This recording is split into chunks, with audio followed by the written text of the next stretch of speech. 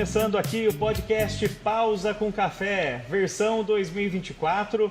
E você sabe que você pode acompanhar nas nossas redes sociais. Procure aí, Pausa com Café, e também no YouTube, né? Tanto no Instagram como no YouTube. E para que possa, né, estar aí nos acompanhando e sabendo de todo e de todos os convidados, né, que a gente tem aí nesse ano de 2024, tá? Então vamos lá. E hoje o nosso convidado especial, ele, ó, olha aí a ficha do homem, hein? Vamos lá. Advogado criminalista, eu vou colocar aqui na cola aqui porque é grande, hein? Ó. Advogado criminalista, pós-graduado em Direito Penal e Processo Penal, pós-graduado em Tribunal do Júri, especialista em Ciências Criminais e criminologia forense. Criminologia forense, é isso? Criminologia forense. É isso aí, até enrola a língua aqui. Comentarista no Cidade Alerta Campinas e colunista da Nova Brasil FM. Esse é o Dr. Fábio Costa. Doutor, é um prazer aqui recebê-lo aqui no nosso podcast. Enrolei aqui a língua aqui porque a ficha do homem é forte, né? Faz parte. Obrigado, viu? Obrigado pelo convite. Uma satisfação muito grande estar aqui. Né? E realmente isso aí é bem extenso, mas no cotidiano acaba passando batido. Criminologia forense é uma das coisas que eu comecei até muito antes de começar a fazer direito. Sempre estudava sobre ciências criminais e criminologia forense, e aí depois coloquei tudo isso no currículo, que é para poder dar uma sustância maior. Mas obrigado, viu? Obrigado mesmo pelo convite. Vamos bater esse papo aí. Vamos falar do que hoje, né? Vamos lá. Falar de crime. Vamos. É um negócio aí, né? Que o pessoal fica com o pé atrás, né? De saber tudo. Mas assim, antes de mais nada, né? O Marcelo, quero agradecer o Marcelo aí, sempre o nosso diretor aí. Tá sempre no apoio aí e dando todo o suporte pra gente. E a gente, como sempre aqui, a gente pergunta se o convidado gosta de café, né, e se ele aceita um café e tomar um café com a gente. Eu gosto, sabe? Eu tô entrando agora numa fase do café sem açúcar. Perfeito. Por quê? Porque eu colocava numa xícara de café, às vezes eu colocava 3 colheres de açúcar. Como eu cortei o açúcar, aí, consequentemente, eu acabei cortando o café. Sim. Mas agora eu entrei nessa onda de tomar um café sem açúcar. Tô entrando e eu vou aceitar. Gosto muito de café. Vamos lá. Perfeito. Então, vamos fazer aqui. E, doutor, vou chamar de doutor, tá? Fábio, como quiser. Então, doutor, como que começou aí, né? Acho que a gente tem que entender aí como começou aí quando que você decide ir para o curso, né, de Direito. E por quê, principalmente? Porque a gente sabe que a área é grande, né? Você tem várias, como se diz ali, várias áreas, né? É um leque muito grande, né? O bacharel em Direito hoje, ele tem um leque muito grande. Sim. Ele pode ingressar em muitos concursos, ele pode ingressar na magistratura, ele pode ingressar numa carreira de delegado de polícia, numa carreira como promotor de justiça. Então, o bacharel em Direito, ele tem uma gama muito ampla, é um caminho muito diversificado. Mas eu tenho outras formações, né? Antes de ser advogado, eu, quando saí do ensino médio, eu me formei técnico de contabilidade. Olha só. A minha primeira graduação foi uma graduação em administração de empresas. A minha segunda graduação foi marketing, e direito foi a minha terceira graduação. E começou no ano de 2008, eu comecei a fazer um trabalho numa comunidade, um trabalho social numa comunidade, e eu passei a conviver. Eu vim de uma comunidade, no interior de São Paulo, uma cidade chamada Campo Limpo Paulista, bem próximo de Jundiaí aqui. Mas quando fui para São Paulo em 2008, inclusive foi o ano que minha filha nasceu, eu passei a fazer um trabalho social dentro de uma comunidade e passei a conviver muito com aquelas pessoas da comunidade, e vi muita coisa acontecer, vi muita tragédia acontecer, mas também eu vi um outro lado, uma outra vertente de uma população que era muito carente na questão de informação, dos próprios direitos, dos direitos básicos, às vezes, do cidadão. Naquela época eu não estudava direito, eu já tinha 2 graduações, né? Mas eu não tinha ingressado ainda na faculdade de Direito.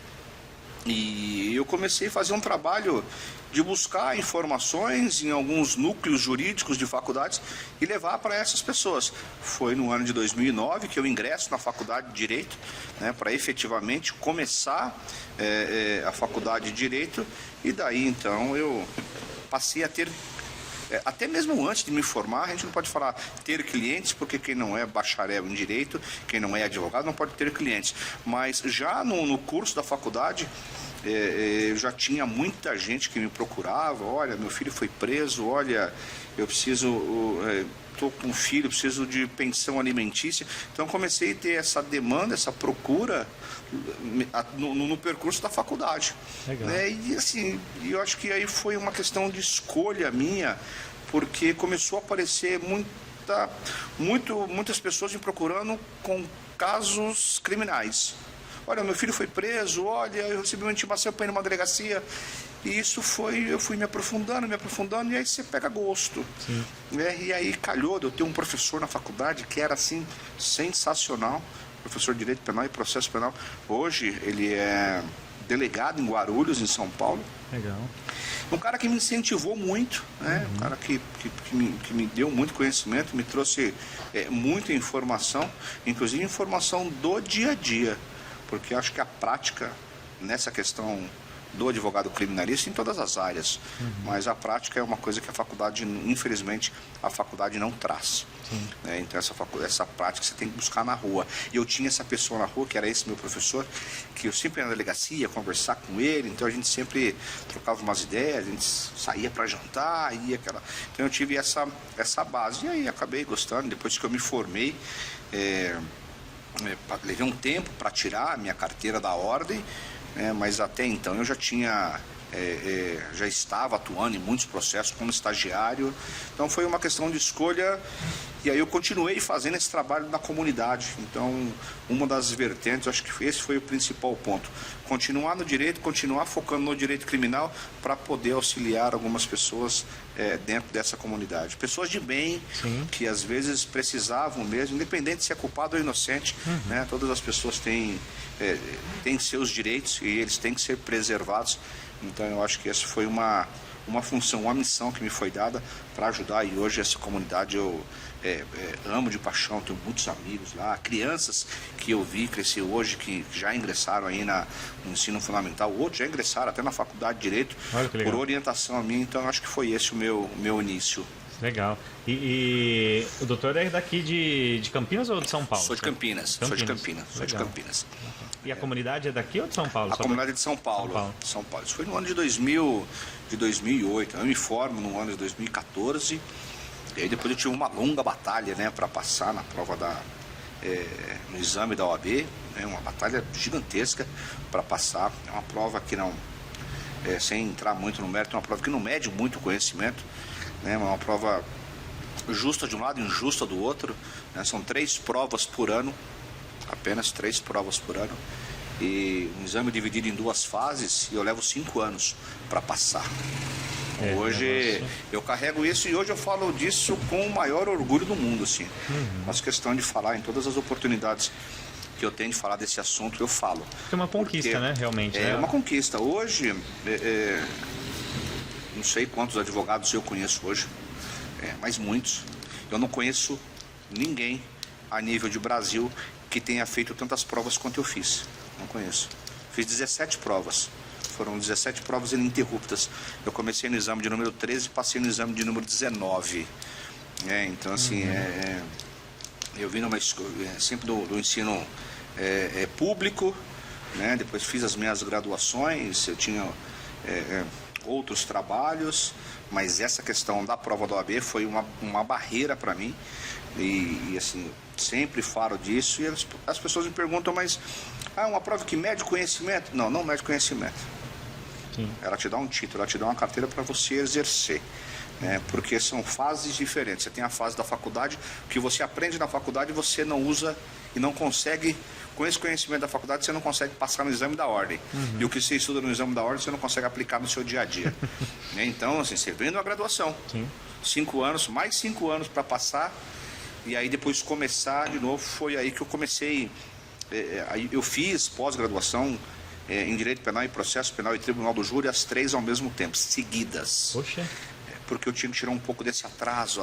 Assim, eu fiquei um certo tempo para passar na prova da OAB, então eu tinha que retomar um pouco desse tempo. Entendi. Então foi um caminho bem...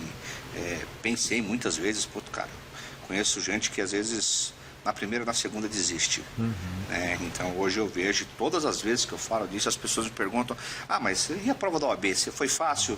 Cara, eu não sei se foi fácil, eu fiz 17 provas, fiquei 5 anos para passar.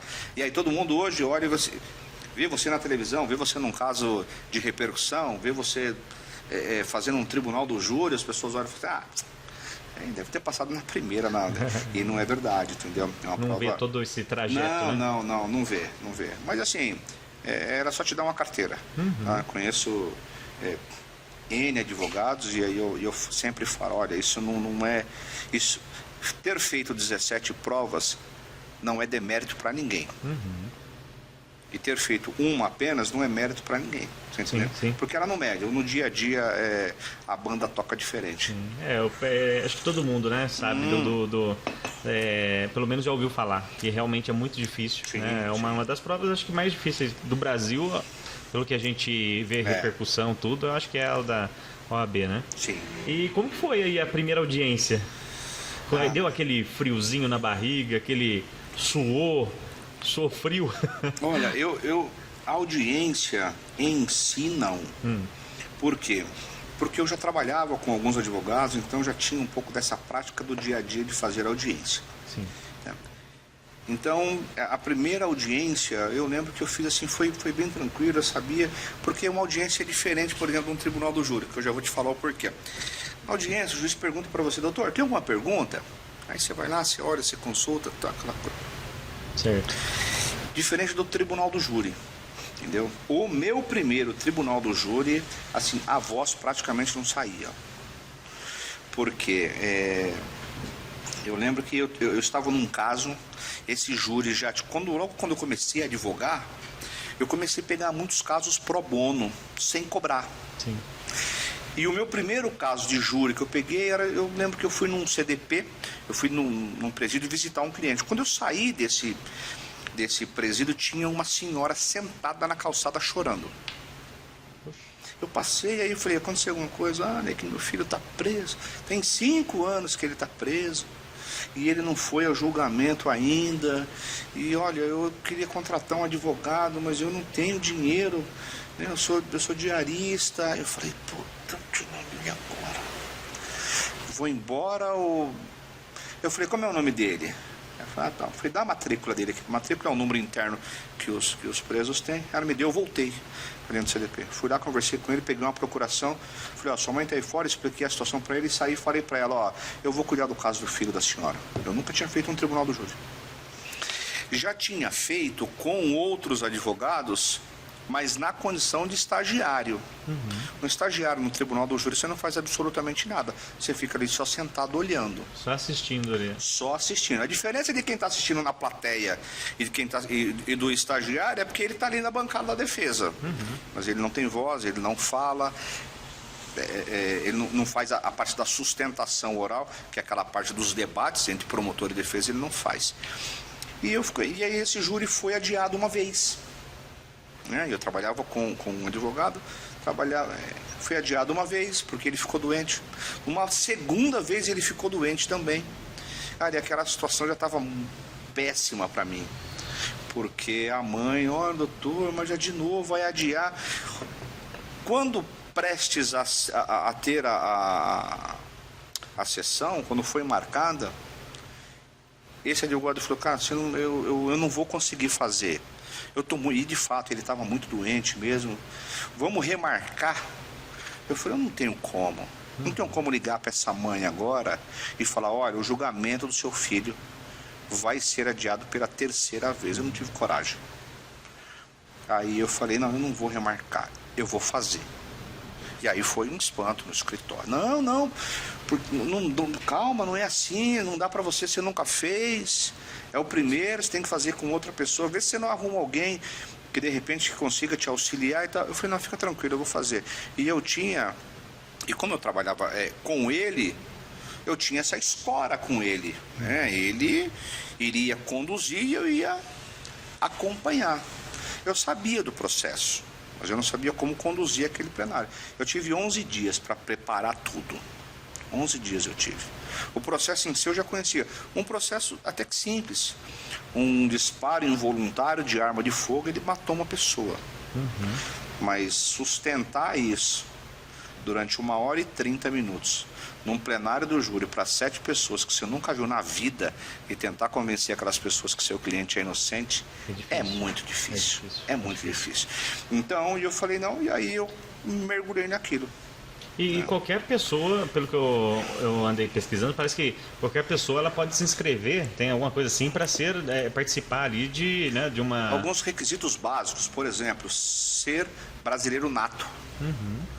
Nunca ter sido condenado, né, tem alguns requisitos básicos. Só que a pessoa que for ao fórum e der o nome lá, ele pode ser sorteado como um jurado. E aí eu comecei a estudar aquele processo.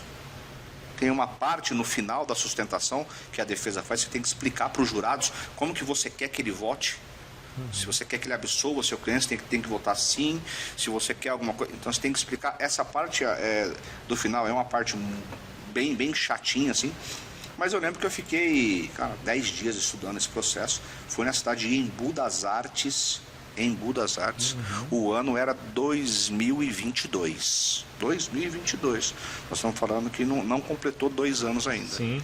Eu já estava aqui como comentarista no Cidade Alerta Campinas. Eu lembro que eu pedi para não vir 3 dias, porque eu tinha que estudar isso. Acordei no dia e fui.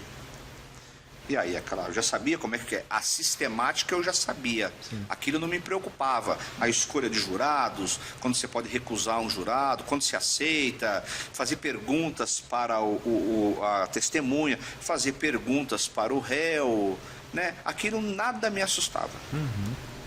A preocupação era quando o juiz fala, doutor, a defesa está com a palavra. Aí você tem que levantar e você tem que ir lá falar para 7 pessoas, cara, assim. E era uma coisa. Tenso. Não, e era tenso, mas aí eu faço um paralelo e eu falava assim, cara, eu não vou ter dificuldade. Sim. Eu falo todo dia ao vivo na televisão. Sim. Eu não vou falar para 7 pessoas, eu vou falar. Cara, mas foi uma coisa assim que eu tremia, eu tenho uns vídeos até hoje, assim, meu rosto parecia que tinha óleo, eu suava. E aí eu fiz um pedido para que eu pudesse gravar aquilo. Você pode fazer um pedido, você pode gravar sem pedir. Sim. Né? Mas, por ver das vezes, eu acabei fazendo um pedido para a juíza deixar eu gravar. E eu gravei, e até hoje eu escuto, a minha voz não sai praticamente. Não sai. Travado.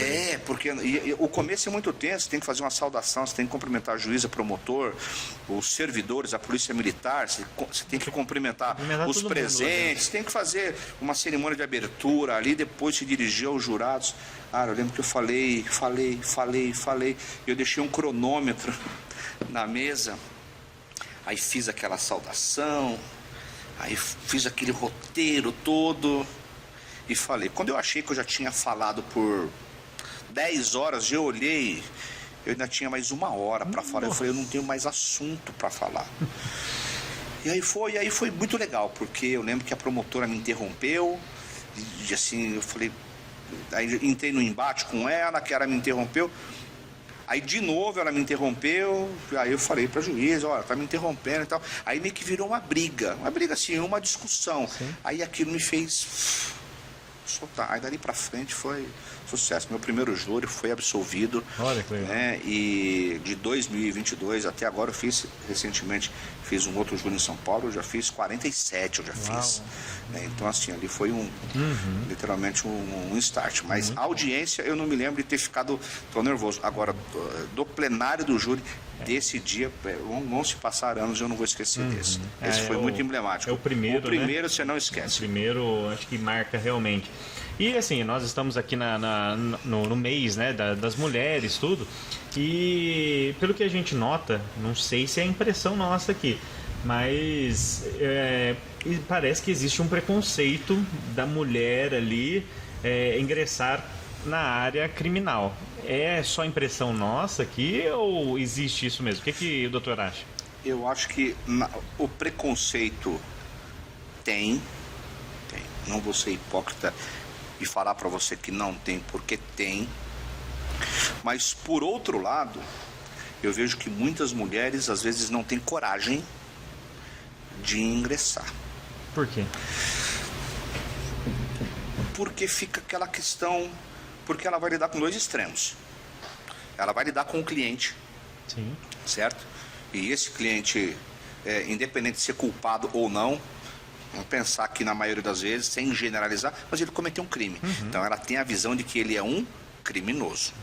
E aí tem aquele medo de não conseguir colocar para esse cliente a imposição dela como advogada. Eu sinto que muitas mulheres advogadas criminalistas, elas têm receio de não fazer com que aquele cliente entenda que ela é uma advogada e que ela está ali, de não mostrar para esse cliente que ela é fragilizada, entendeu? Então eu acho que esse primeiro é o receio de lidar com o cliente. Isso às vezes vem da família. Ah, mas não é perigoso? Mas você vai mas peraí, você vai num presídio, entendendo? Então assim, às vezes esse estigma ele vem de casa e ela carrega e fica. Por outro lado, você tem a figura, por exemplo, num tribunal do júri. Cara, eu conheço muitos advogados, muitas advogadas. Advogadas mulheres que atuam no tribunal do júri, ali eu conheço poucas. E olha que eu conheço advogada. Porque ainda tem aquela coisa de, eu vou entrar no embate com um promotor. Na maioria das vezes é um promotor homem, sabe? Então, assim, mas não a sua visão tá certa. Tem esse preconceito. Infelizmente tem esse preconceito. Por outro lado, você tem o desencorajamento, porque a gente vê, cara, você vê muita coisa acontecendo aí. Sim. Você vê muita coisa na internet, você vê muito promotor destratando, tá entendendo? E aí, por outro lado, e eu sei que eu vou falar isso, que depois vai chover de críticas, mas se não fosse para isso eu não tinha vindo. Nós temos um órgão de classe que é a OAB, a Ordem dos Advogados do Brasil. Cara, que assim, como é que eu posso falar sem ser pejorativo? Não nos defende nada, absolutamente nada. Sei que quando isso aqui soltar e viralizar, vai vir um monte de gente. Eu faço o meu, pago a minha anuidade, cumpro com as minhas obrigações perante um conselho de ética e trabalho só. Porque você vê muitas vezes mulheres aí que são... A única coisa que a OAB faz é soltar uma nota de repúdio. Sabe? Então, assim, você não tem efetivamente um programa... Ante toda a estrutura que a Ordem dos Advogados tem... Isso eu já falei, não só aqui, mas perdi a conta de quantas vezes eu falei desse assunto e quantas críticas eu fiz. As pessoas me mandaram a mensagem, olha, você não pode ficar falando assim, não. Não, eu falo, porque é uma instituição que eu sou filiado, não devo absolutamente nada para eles e eu tenho que colocar a minha opinião, porque nós não somos vaca de presépio, entendeu? De ficar falando amém. Então você vê, e já vi muitas situações em que juiz, promotor e até mesmo colega advogado tratando uma advogada de uma maneira diferente, o OAB não se posiciona. Então você tem um preconceito, você não tem encorajamento, você tem uma instituição de classe que não apoia. Aí não tem jeito. Aí a gente só vê nota. Aí é ladeira abaixo. Aí é ladeira abaixo e nota de repúdio. Aconteceu a nota de repúdio, aconteceu a nota de repúdio, aconteceu a nota de repúdio. Você acha que antigamente, aí vamos pensar aí, alguns anos atrás, era diferente? A OAB... Não sei nem se eu posso dizer isso, mas tinha mais força nesse sentido? Ou até em outros fatores? Olha, eu posso falar da minha filiação de 2019 para frente. Nunca vi uma OAB atuante nesse sentido. Antes disso, sem a era digital, menos ainda. Menos ainda. Você tem as prerrogativas, está na delegacia, você é mal atendido, você liga para um advogado com uma prerrogativa, ele vai lá. Mas assim, aquela coisa morna, você está entendendo? Você vê advogados, já vi casos de advogadas sendo destratadas por juiz e a OAB simplesmente solta uma nota de repúdio. Não é soltar a nota de repúdio, é fazer uma representação contra um juiz desse lá no CNJ, lá no Conselho Nacional de Justiça, lá no órgão de classe dele, ir para cima mesmo. Mas há um corporativismo muito grande. Sabe a turma do deixa disso? Sim. É por isso que está nessa situação, ladeira abaixo. Porque antigamente, eu digo, conversar com alguns colegas, e aí quando eu falo antigamente, eu não estou nem falando da minha filiação é de 2019. Muitas pessoas olham e falam assim, mas quantos anos você está, você é advogado? 4 anos. Mas parece muito mais, parece que você está há 20 anos. Não, 4 anos. E não me sinto desonrado em nada em falar isso, mas eu converso com advogados que falam assim, doutor, antigamente quando você chegava num local e você falava, eu sou advogado, e você colocava a carteira, você tinha um pouco mais de respeito. Sim. Hoje em dia banalizou demais. E aí você tem essa questão, uma OAB que não apoia, a rede social que está aí, o nego faz o que quer e o que não quer, não tem uma fiscalização efetiva da OAB. O cara simplesmente faz o que quer na internet. Critica, ameaça. Xinga, ameaça. O código de ética é muito bonito. Você tem advogados ridicularizando a profissão. Eu falo isso. E eu falo pelo seguinte, eu vou passar aquilo que deu certo para mim, para os meus filhos, para os meus estagiários, para as pessoas que convivem comigo. Eu só vou passar aquilo que deu certo para mim. E uma coisa que deu certo para mim foi manter uma postura séria na internet. Você pode olhar minhas redes sociais, de me posicionar em determinados assuntos, de procurar ser um advogado respeitado. Sim.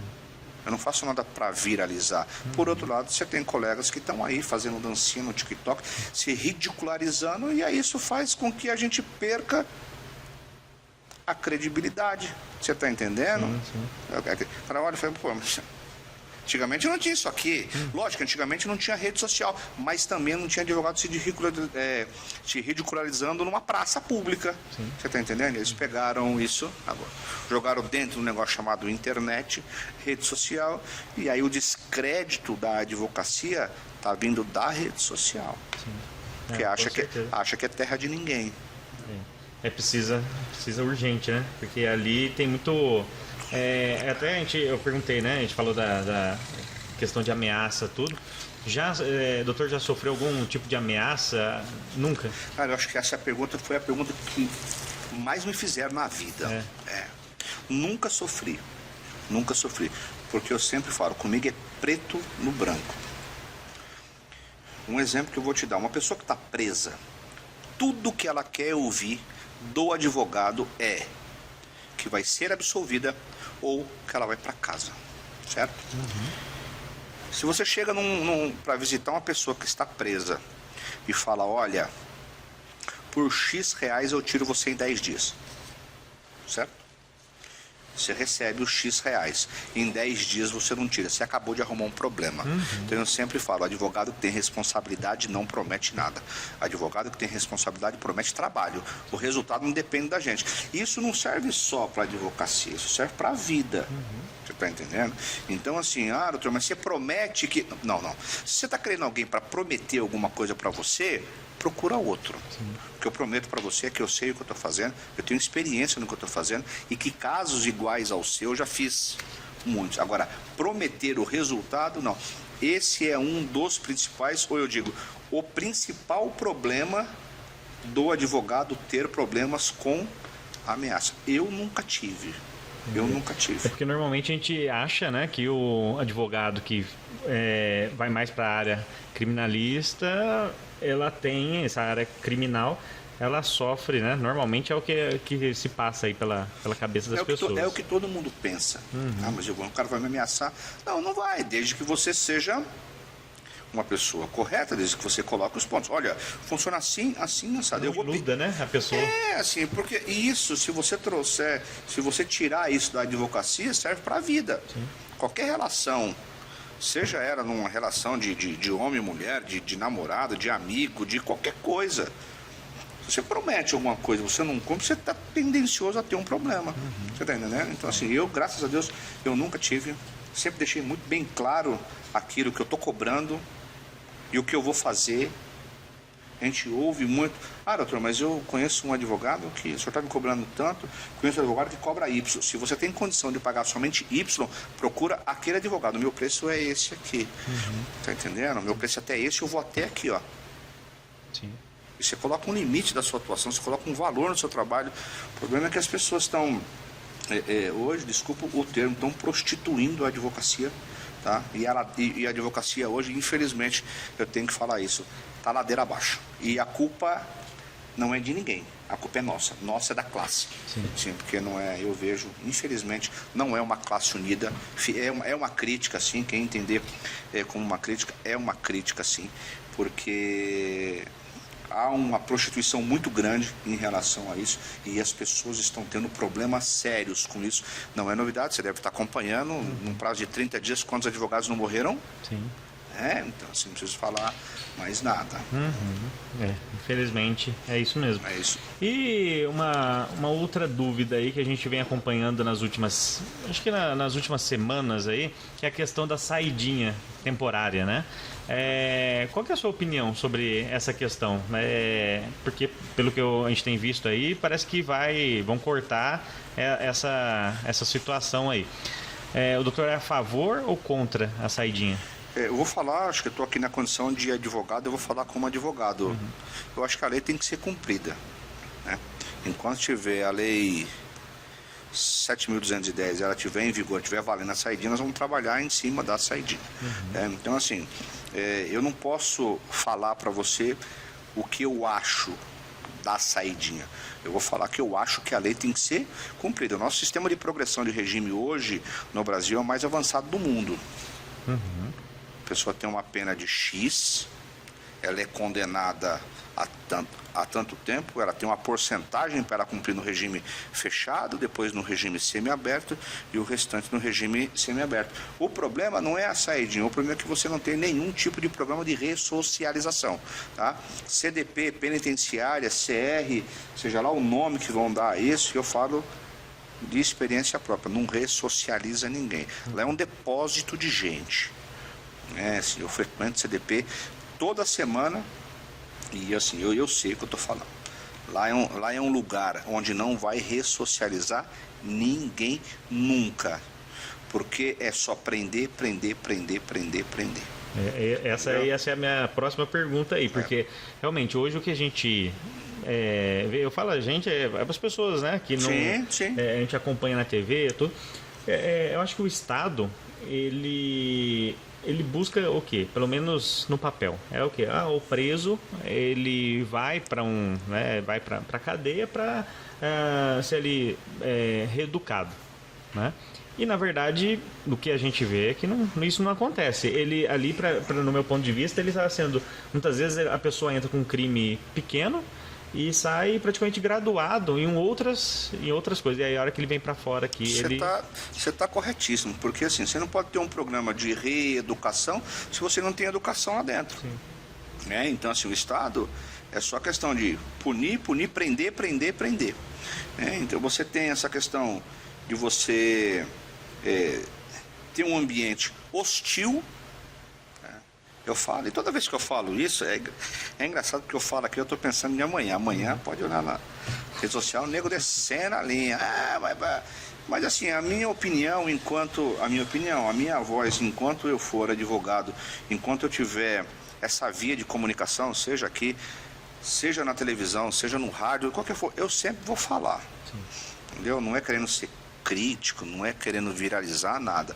Mas é isso. O Estado não ressocializa ninguém. Lá é um depósito de gente. Lá é um ambiente hostil.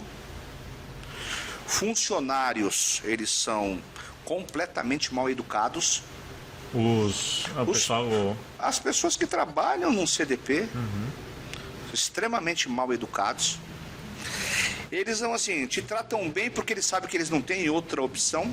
Não pode me destratar lá dentro, porque aí é uma outra situação.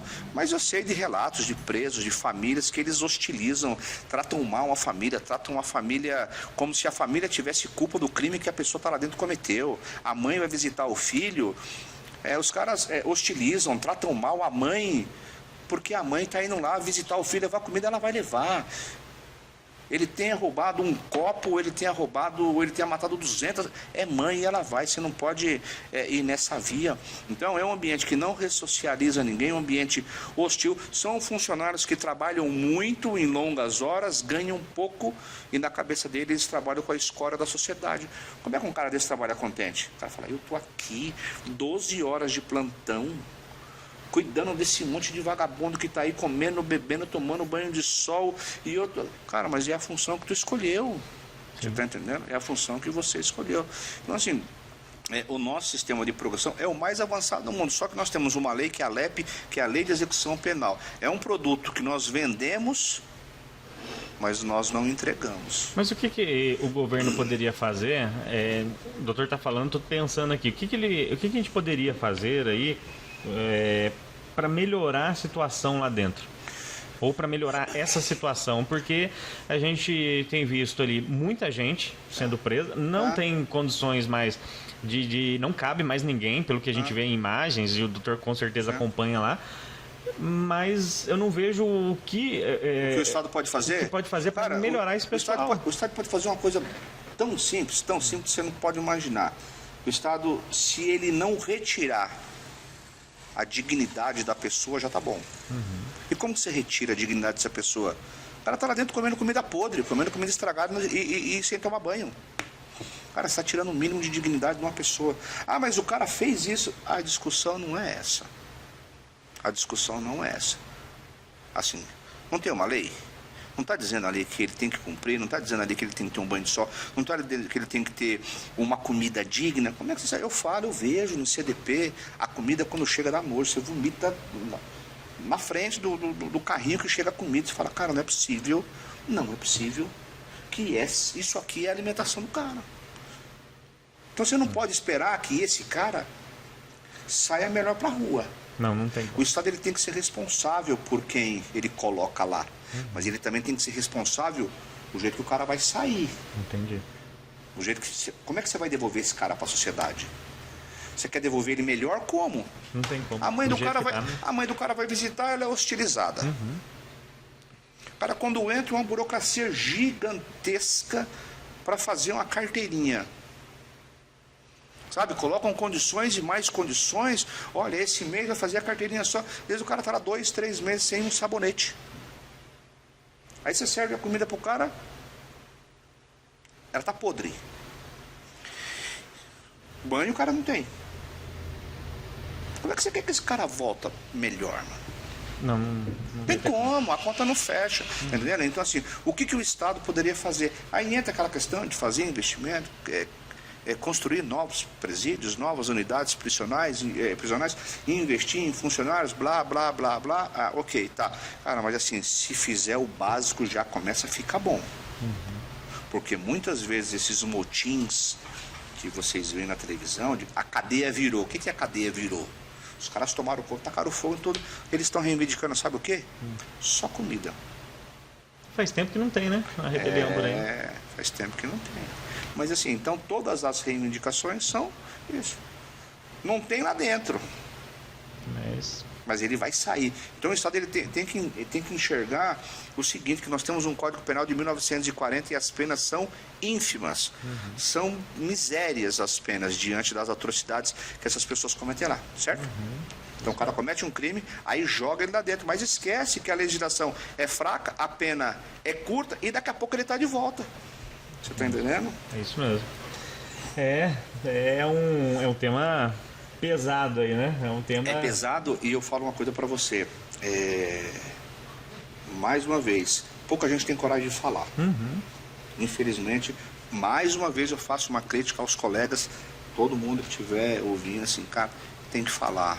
O nosso carro-chefe, enquanto advogado, não estou nem falando enquanto comunicador, como comentarista, enquanto advogado, nosso carro-chefe é a fala, é o dom da fala. Então, assim, você fala, cara, tem que falar, não, tem que parar de ser omisso, porque quando toca num assunto da OAB, o cara fala, fica com um certo receio. Cara, lógico, não estamos aqui para ofender ninguém. Não estamos aqui xingando ninguém. É a minha opinião. E eu provo por A mais B. O meu TCC da faculdade foi isso, sobre penas de inclusão, sobre ressocialização, sobre penas alternativas. Você não tem nenhum sistema. Se você olhar lá na lei de execução penal, tá tudo isso lá. Tá tudo isso. É muito lindo você ler. Mas é um produto que a gente vende, mas não entrega. O mundo inteiro acha que o nosso sistema funciona maravilha. Você vai lá para a Irlanda, eles acham que o nosso sistema, nossa, como é legal, ele está aqui, depois ele passa nessa progressão, que bacana.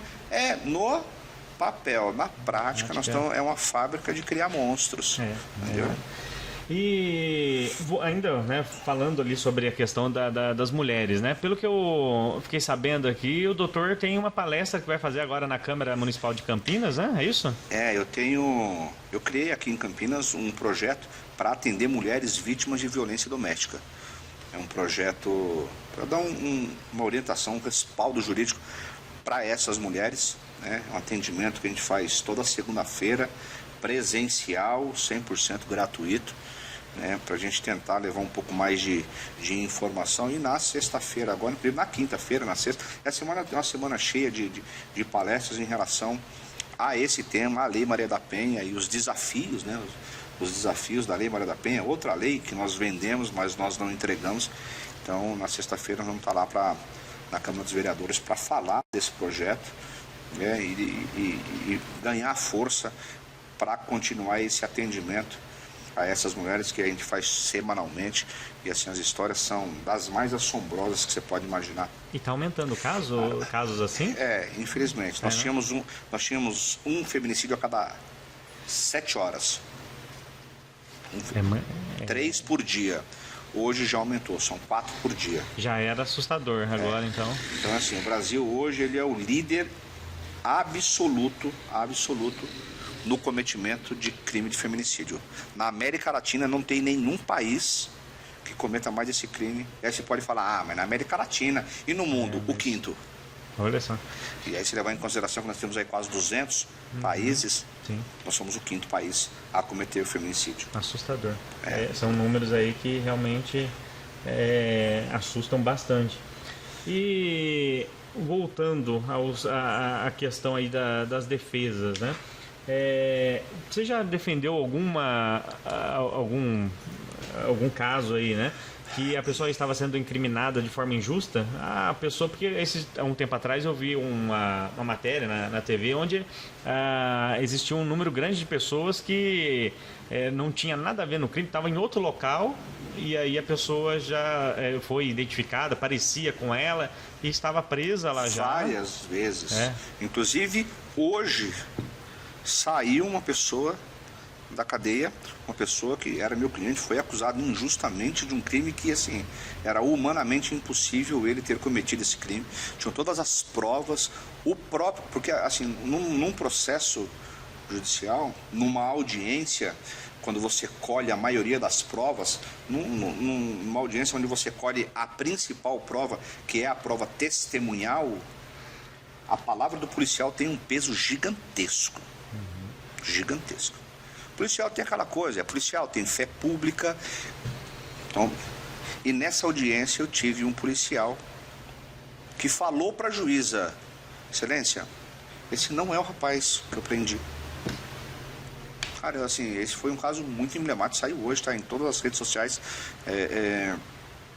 falando disso. Então, assim, comprovadamente, uma palavra do policial, que a palavra do policial para condenar uma pessoa, assim, é muito embasada, muito utilizada pelo juiz, porque é uma prova muito grande. Sim. Entendeu? E nesse caso, essa prova, quando era para ter sido utilizada de forma inversa, não foi utilizada e ele foi condenado. Então, assim, o número de pessoas que são acusadas injustamente... E aí, quando a gente fala isso, tem que falar, mas será que é?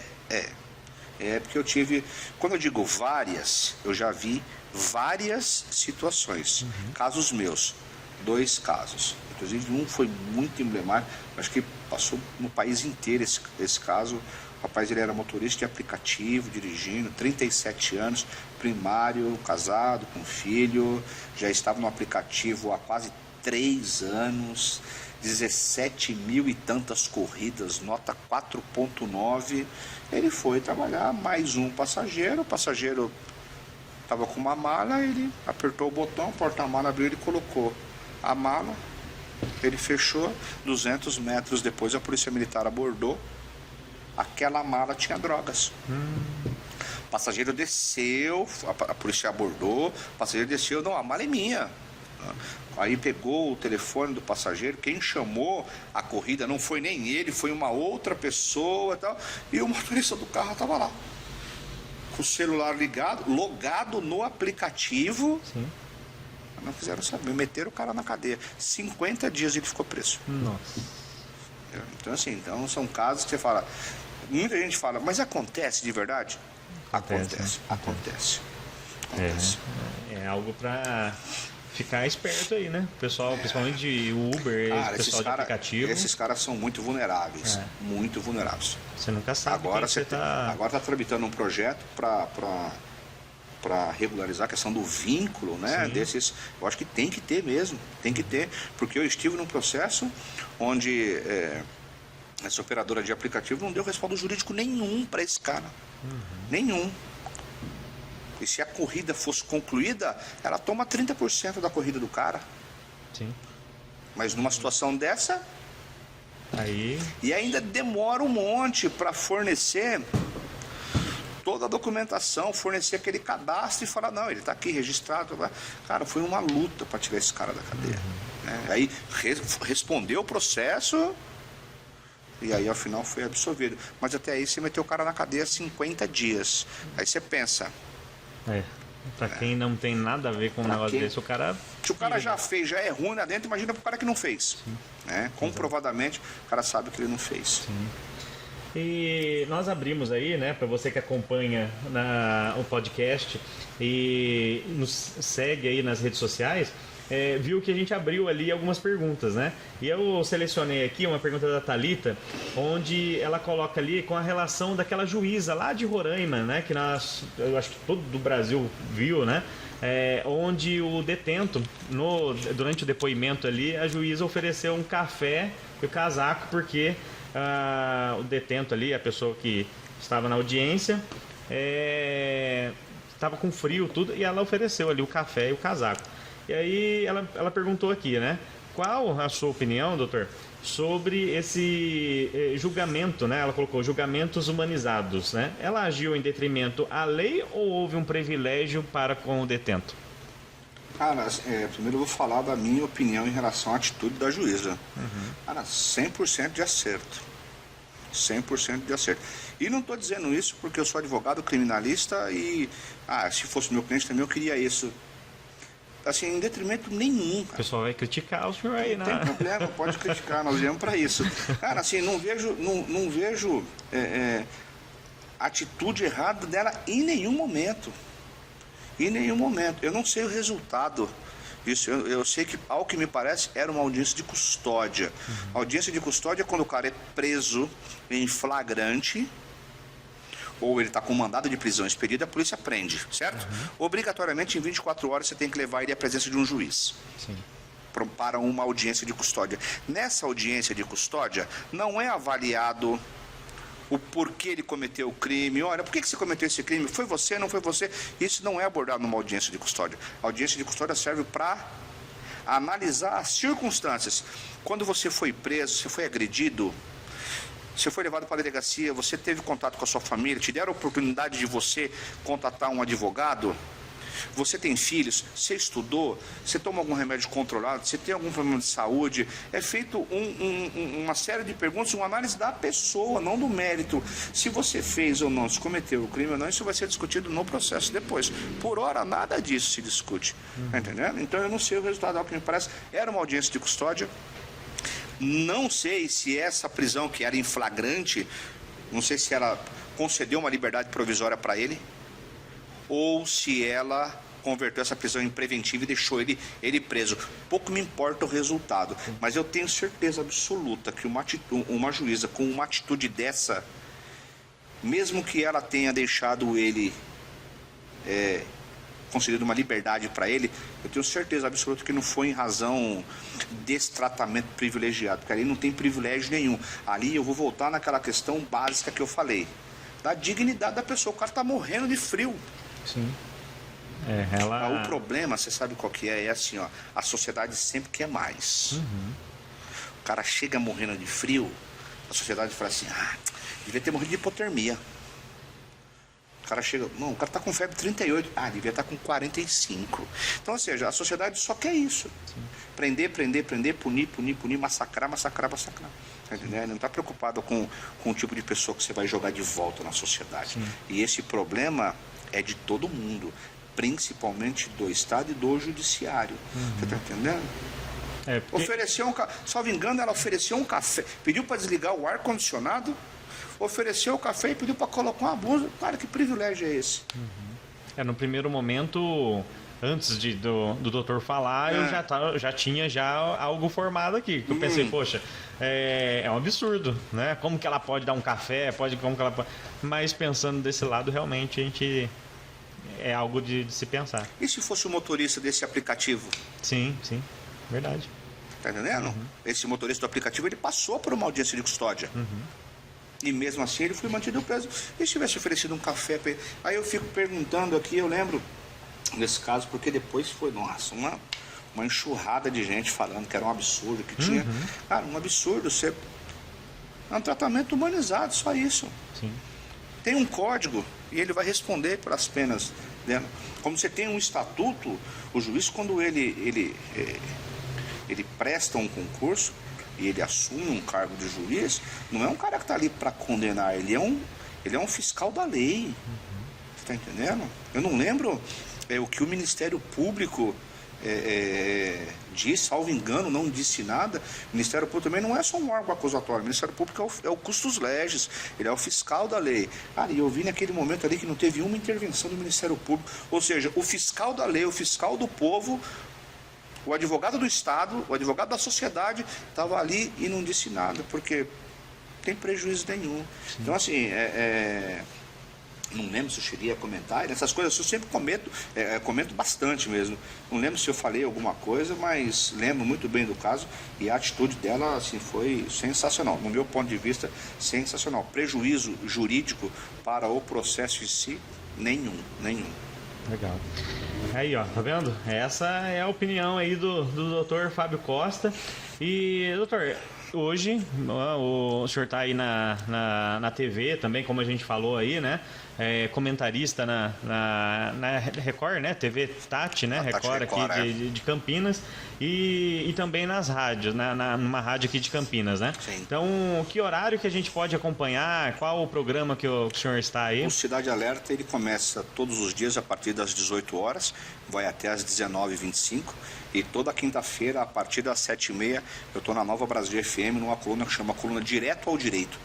É uma coluna que a gente faz sempre o comentário de algum caso que está em alta, mas também sempre abre para as pessoas poderem fazer perguntas. E assim, é um quadro bem legal lá na Nova Brasil, porque a gente dá a oportunidade das pessoas perguntarem, eles têm curiosidade de saber, né? Sim. Por exemplo, olha, o que você achou daquele caso daquela juíza lá? O que você achou desse caso? O que você achou daquele? Então, é legal, as pessoas têm curiosidade de saber alguma coisa, né? Lógico, você tem informação lá no Google, que a pessoa pode buscar, mas é legal você ter uma pessoa para te dar a informação e explicar o porquê daquilo. Né? Porque, por exemplo, nessa questão da juíza, eu poderia falar, é certo, é errado, mas é legal você poder explicar para as pessoas. Então, de segunda a sexta, lá no Cidade Alerta, a partir das 18 horas e todas as quintas-feiras, a partir das 7h30, na Nova Brasil FM. Legal, muito bom. Doutor, um prazer ter recebido. Eu que agradeço o convite. Eu gostaria só que o senhor falasse lá para o pessoal que nos acompanha tudo, principalmente para quem está cursando Direito, né? Eu acho que seria interessante uma palavra, né, de uma pessoa aí que tem uma grande experiência, né, como o senhor aí. Se puder, então, passar aí um recado para esse pessoal, né, que tem cursado aí essa área, que é uma área muito importante, né, para a gente aí. Eu acho que para você, estudante de Direito, eu acho que o principal motivo de uma faculdade de Direito é você ter essa primeira questão básica de você saber dos seus direitos. Eu acho que o direito não deveria ser só uma graduação, ele deveria estar inserido aí desde o ensino médio, ensino fundamental.